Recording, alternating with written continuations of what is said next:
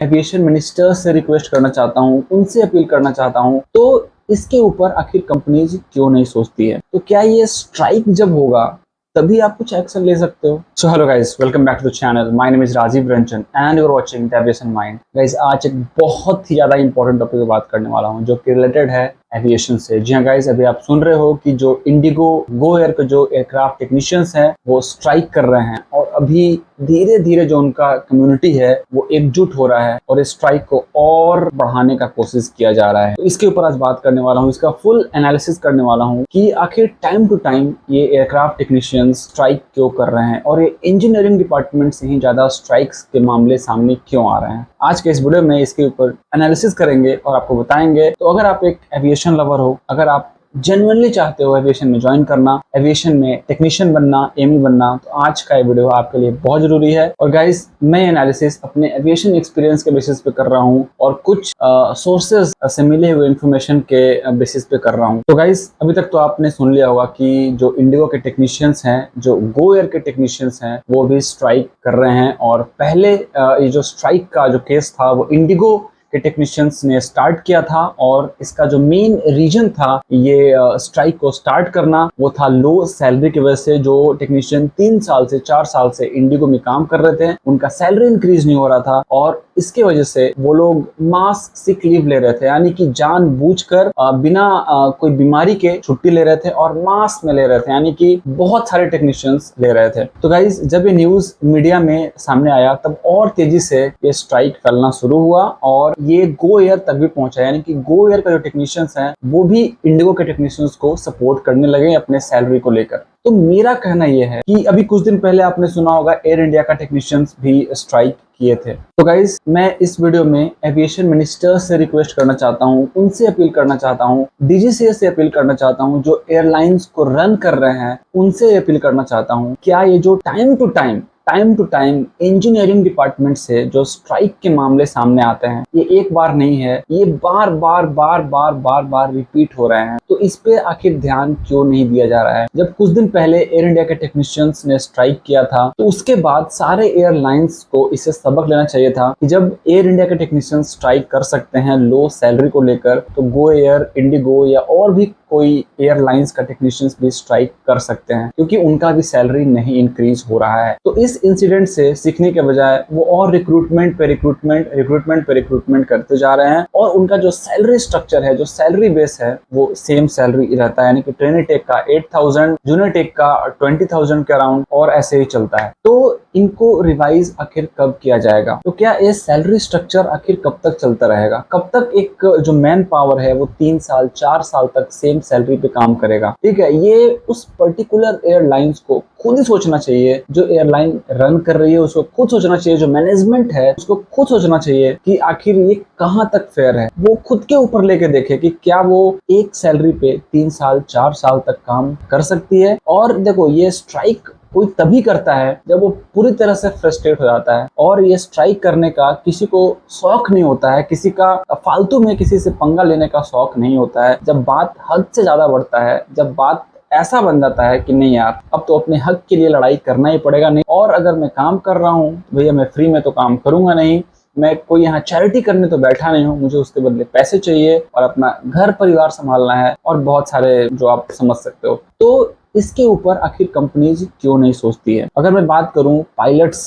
के ऊपर, तो पायलट चलो ठीक है, उनका एक रिस्पॉन्सिबिलिटी है, तो वो शायद ही कभी स्ट्राइक करते हैं। आप कभी शायद ही सुने होगा कि पायलट स्ट्राइक किया है या केबिन क्रू स्ट्राइक किया है या और भी कोई डिपार्टमेंट से स्ट्राइक किया है। But time to time engineering department से स्ट्राइक के मामले बहुत ज्यादा आ रहे हैं और ये जेन्युइन भी है। जेन्युइन इसलिए है क्योंकि उनका जो काम के हिसाब से जो सैलरी स्ट्रक्चर है वो सही नहीं है और इसके ऊपर बिल्कुल भी ध्यान देना चाहिए। अगर किसी भी एयरलाइंस को प्रॉफिट करना है, किसी भी एयरलाइन को स्मूथली रन करना है, तो आखिर क्यों ये इंडियन एविएशन सेक्टर जो एयरक्राफ्ट टेक्नीशियंस हैं, यानी कि इंजीनियरिंग डिपार्टमेंट है, उसको डिग्रेड करता है टाइम टू टाइम और उसका डिमांड को नहीं सुनता है। जब एक एयरलाइंस डिमांड कर रहा है तो उसी के हिसाब से बहुत सारे जितने भी एयरलाइंस हैं उनको अपना जो सैलरी स्ट्रक्चर है उसको रिवाइज करना चाहिए। बिकॉज अगर कंपनीज नहीं सुनती है, यानी कि जब एयर इंडिया में स्ट्राइक हुआ तो थोड़ा बहुत चेंज हुआ है, मैं सोर्सेज की अगर माने तो पता चला कि थोड़ा बहुत सैलरी में रिवीजन हुआ है, तो क्या ये स्ट्राइक जब होगा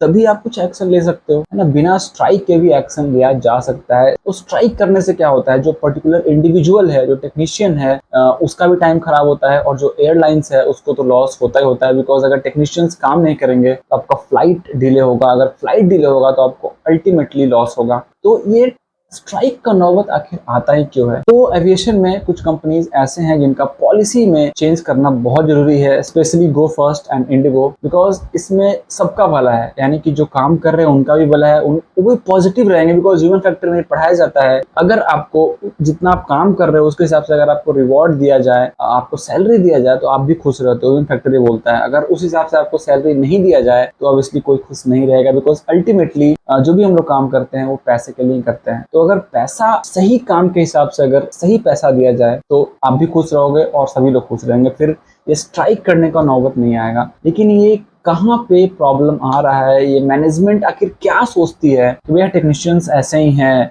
मतलब छोटा मोटा काम करते हैं, मतलब बस जहाज को ही तो रेडी करना होता है। तो ये जो सोच है ये आई डोंट नो कहाँ तक सही है, और इनको सैलरी में रिवीजन क्यों नहीं दिया जाता है। मैं भी एक कंपनी में था, मैं उसका नाम नहीं लूंगा, जहाँ पे मैं खुद डिमांड करता था, मैं खुद एक स्टेप आगे आकर मैं बोलता था कि भैया सैलरी में रिवाइज जरूरी है, बिकॉज 2 साल हो चुके हैं और मल्टीपल्स आप काम भी ले रहे हो, तो उसके हिसाब से सैलरी जो है वो आप दो, नहीं तो फिर रिजाइन करना एक लास्ट ऑप्शन बन जाता है। बिकॉज उसके बाद आप सोचते भी नहीं हो कि यार मेरा जॉब रहेगा या नहीं रहेगा, आप रिजाइन करते हो और कहीं और मूव करने की कोशिश करते हो। ठीक है, तो सिंपल सा मतलब इस वीडियो का जो मैसेज है वो मैं यही देना चाहता हूँ कि ये स्ट्राइक का नौबत नहीं आना चाहिए। आपको स्ट्राइक होने से पहले ही अपना जो सैलरी स्ट्रक्चर है उसको रिवाइज करना चाहिए। बिकॉज ऐसा तो नहीं है कि आप पायलट का, क्रू का और भी जितने डिपार्टमेंट्स हैं उनका सैलरी रिवाइज नहीं कर रहे हो, और क्योंकि ये धूप में हार्ड वर्क करते हैं तो आप इनको ही भूल जा रहे हो, इनका ही सैलरी रिवाइज नहीं कर रहे हो। तो ये कहीं ना कहीं मेरे हिसाब से अनफेयर है, और इसको प्रॉपर जस्टिस मिलना चाहिए। और जस्टिस मिलना चाहिए इन सेंस प्रॉपर इनका जो बात है, इनका जो मुद्दा है उसको सुना जाए, और फ्यूचर में ऐसा कोशिश किया जाए इस टाइप के स्ट्राइक्स ना हो। और पर्सनली मैं जो व्हाट्सएप ग्रुप में ज्वाइन हूँ उसमें बहुत सारे मैसेजेस लोग कर रहे हैं, बहुत सारे पोस्ट शेयर किए जा रहे हैं, बहुत सारे ट्वीट किए जा रहे हैं। तो क्या ये ट्वीट, क्या ये स्ट्राइक, और क्या ये बहुत सारे मैसेजेस जब तक नहीं फैलेंगे तब तक कोई एक्शन नहीं होगा? तो इन सब चीज़ों से बहुत ही जेन्युइन बात है कि कंपनी के ऊपर भी, इनका जो रेपुटेशन है उसके ऊपर भी काफ़ी बड़ा इम्पैक्ट पड़ता है, और इसके वजह से लॉस भी होता है। तो इन सब बातों को जितने भी एयरलाइन कंपनीज हैं स्पेशली उनको ध्यान देना चाहिए और आगे बढ़ना चाहिए। क्योंकि गाइस देखो, मैं ये खुद फील कर चुका हूँ और मुझे पता है वो पेन की क्या इंपॉर्टेंस है। ठीक है, आप जिस हिसाब से काम करते हो उस हिसाब से अगर आपको सैलरी नहीं मिलता है। बस यही था छोटा सा मैसेज आज के इस वीडियो में। आशा करता हूँ आपको आज का वीडियो अच्छा लगा हो। अगर आज का वीडियो मोटिवेटिंग लगा हो, कुछ सीखने के लिए मिला हो, प्लीज रिक्वेस्ट है वीडियो को लाइक कर देना, चैनल पे अगर नए हो, और इसी तरह से एविएशन से रिलेटेड, एमी से रिलेटेड, पायलट से related, job vacancies and salary से related, time to time database से रिलेटेड, आकाशा से रिलेटेड कोई भी न्यूज, कोई भी अपडेट अगर देखना चाहते हो, चैनल को सब्सक्राइब करो, जो बगल में बेल आइकन है उसको प्रेस करना बहुत जरूरी है, बिकॉज वही आपको नोटिफाई करता है मेरा वीडियो रिलीज हो चुका है और आप लोग देख सकते हो। और गाइस, आपको कोई भी क्वेश्चन हो, कोई डाउट हो, तो आप मुझे सीधे इंस्टाग्राम पे फॉलो कर सकते हो। इंस्टाग्राम का आईडी है यहाँ पे आ रहा होगा, फॉलो करके कोई भी क्वेश्चन, कोई भी क्वेरी जो आप वहाँ पे पूछ सकते हो। बिकॉज मैं अभी एमी सीरीज 2.0 रन कर रहा हूँ, तो मैं इंस्टाग्राम से ही क्वेश्चंस को पिक कर रहा हूँ। तो जाइए इंस्टाग्राम पे फॉलो कीजिए, डिस्क्रिप्शन बॉक्स में लिंक मिल जाएगा आपको। चलिए मिलते हैं किसी नए एक्साइटिंग वीडियो में। Till then do whatever you want to do, do develop, please don't trouble anybody. Take care and see you. जय